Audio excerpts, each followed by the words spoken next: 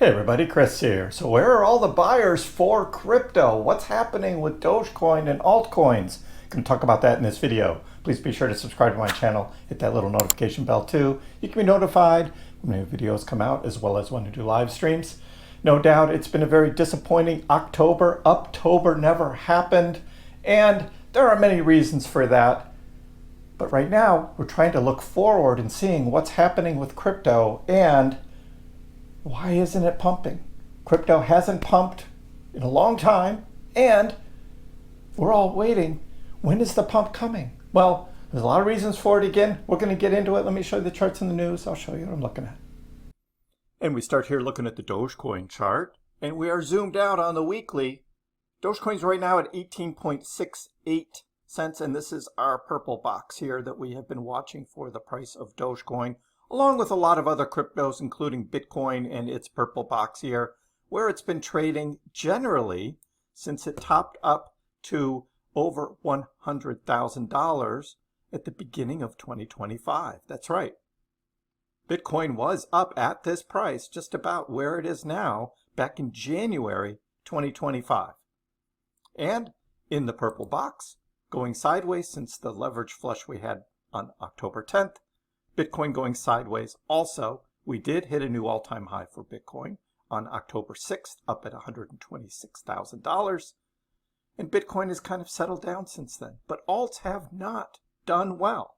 Where are the alts? Where are the buyers for crypto? What's going on with this? Because we remember, not only for Dogecoin particularly, and how it pumped last November, we'll talk about that, but then we zoom back out further and we see back in 2021 up to 73 cents for Dogecoin, and all of the excitement we had back in 2021.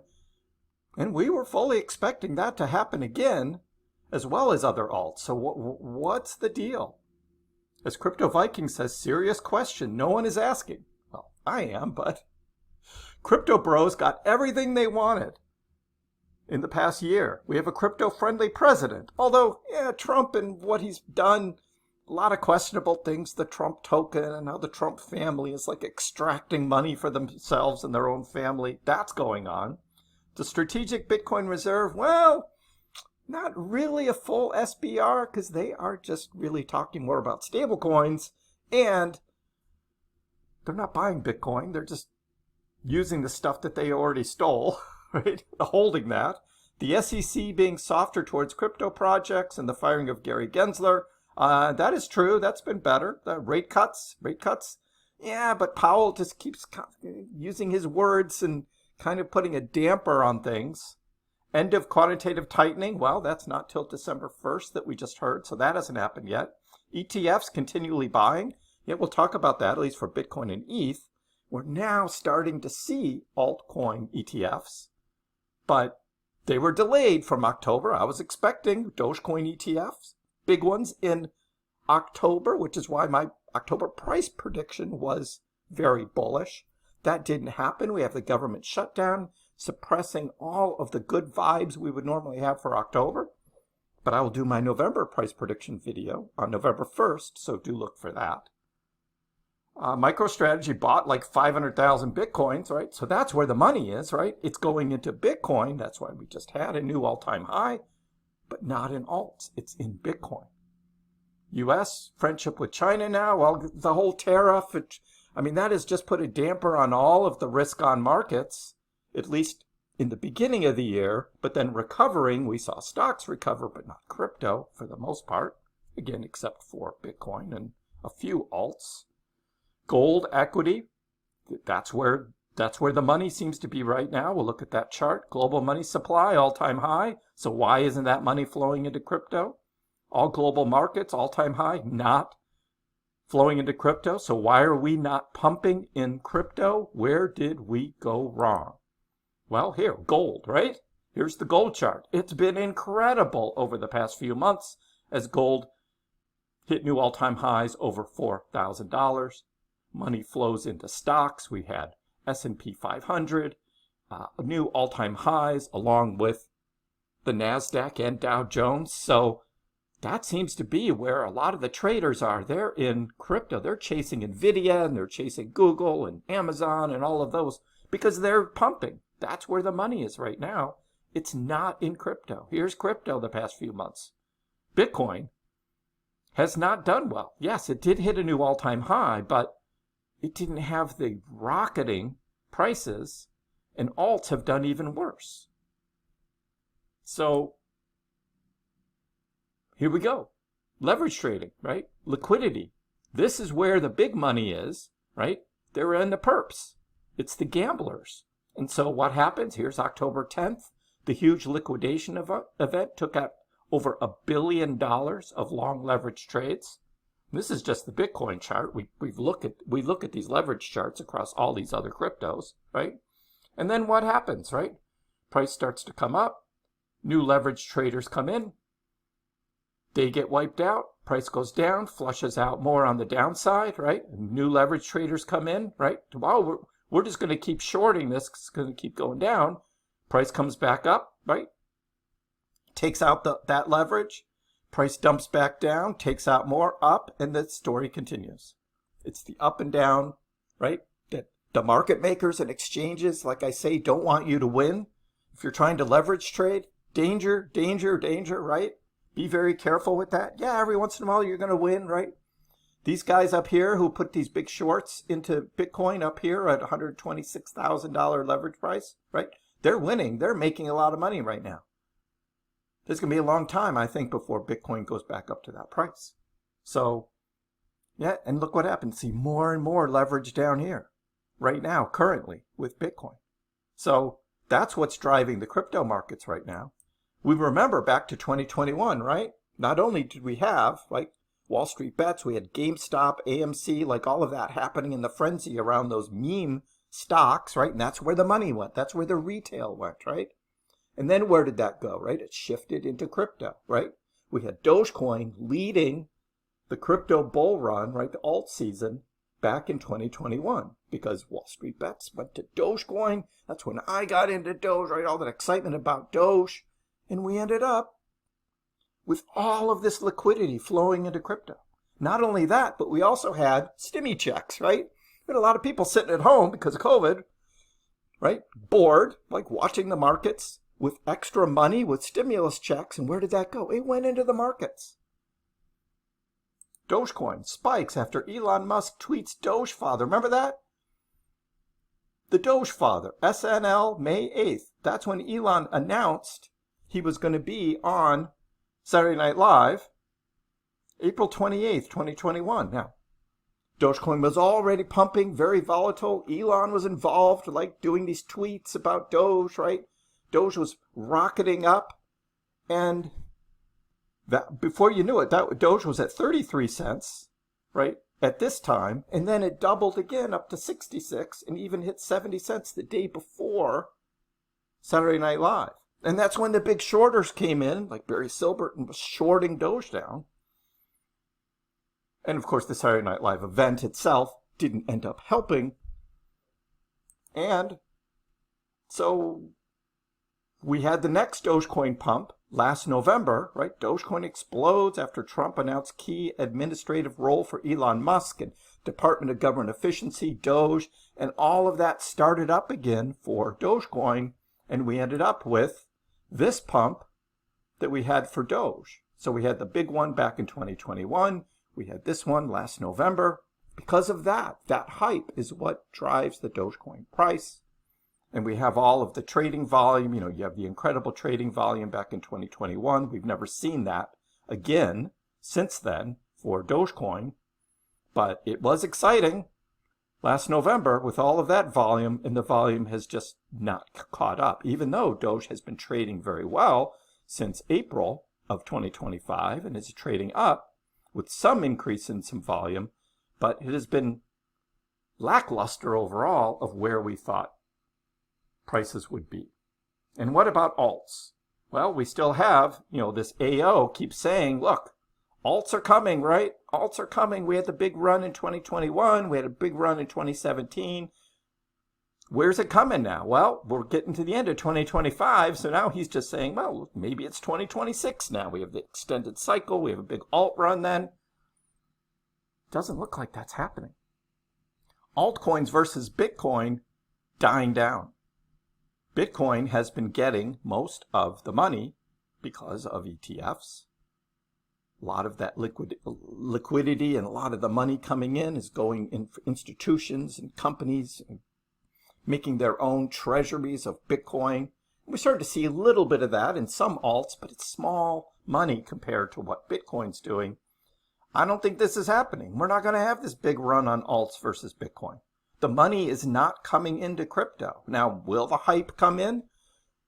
It could, but there's a lot of reasons why it might not. Now, overall, there is money in crypto, but here's the problem, right? The total number of tracked cryptocurrencies has gone up from over 1 million at the end of 2022. At the end of 2022, bear market, there was 1 million cryptocurrencies. Now there's 26 million. Look at this. There's 26 million cryptocurrencies now. Look at that huge spike in the number of cryptos, thanks to Pump.Fund. Now, before we had Uniswap and we had PancakeSwap and we had the BNB and the ETH-based, tokens being created that started in like 2021.